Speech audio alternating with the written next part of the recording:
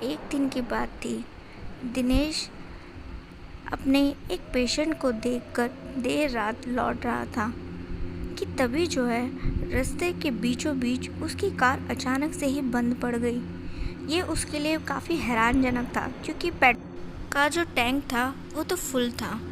इसके बाद जो था दिनेश अपनी कार से नीचे उतरकर उसके बोनट को चेक करता है और उसे पता चलता है कि बोनट में भी ऐसी कोई ख़राबी नहीं है जिसके चलते उसकी जो कार है वो अचानक से ही बीच में बंद पड़ जाए। ये जो रास्ता था यहाँ पर दूर दूर तक कोई दिखाई नहीं दे रहा था, काफ़ी सुनसान था, जिसकी वजह से दिनेश को थोड़ा वहाँ पर रहने में अजीब सा महसूस हो रहा था। कुछ पल दिनेश जो था जब सोचने लगा कि आखिर हुआ तो हुआ क्या, कि तभी उसे किसी ने पीछे से आवाज़ दी। ये आवाज़ किसी लड़की की थी। दिनेश जैसे ही पीछे मुड़ता है तो उसने देखा कि वहाँ एक लड़की खड़ी थी जो कि दिनेश को ही पुकार रही थी। दिनेश कुछ कदम चलकर जैसे ही उसके पास जाता है तो वो लड़की को देखता है कि काफ़ी घबराई हुई है।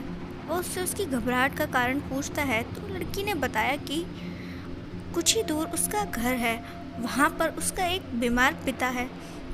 अगर दिनेश उसकी कुछ मदद कर सकता है तो बड़ा ही एहसान होगा उसका। उस लड़की की बात सुनने के बाद दिनेश ने कहा, तुम चिंता मत करो, मैं एक डॉक्टर हूँ और मैं तुम्हारे साथ तुम्हारे घर चलता हूँ। मैं तुम्हारे पिताजी को दवाई दूंगा जिससे वो ठीक हो जाएंगे।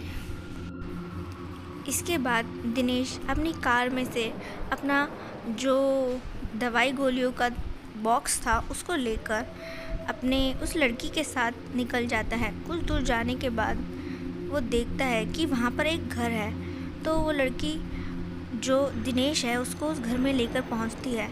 यहाँ पर दिनेश जब पहुँचता है तो उसने देखा कि घर की हालत ऐसी थी जैसे वहाँ सालों से कोई ना आया हो। दिनेश ये सब देख हैरान था। तभी वो जैसे ही पीछे पलटता है उस लड़की से इस बारे में पूछने के लिए, तो उसने पाया कि वो लड़की वहाँ अब कहीं नहीं थी। ये काफ़ी हैरानी भरी बात थी क्योंकि एक पल पहले ही तो वो उसके साथ वहाँ खड़ी थी और फिर अचानक हवा में कहाँ गायब हो गई, क्योंकि कदमों के जाने की आवाज़ तो उसने अभी तक नहीं सुनी थी। दिनेश काफ़ी परेशान हो गया। उसे लग रहा था शायद वो किसी बहुत बड़ी मुसीबत में फंस चुका है। इस बात को जैसे ही उसने भांपा तो वो उस घर से जाने लगा कि तभी अचानक से ही वो जो लड़की थी कहीं से दिनेश के सामने आ गई। लेकिन अब जो उसका रूप था पहले से काफ़ी भयानक हो चुका था। उसका वो भयानक रूप देखकर दिनेश चीखते हुए उस घर से बाहर आ गया।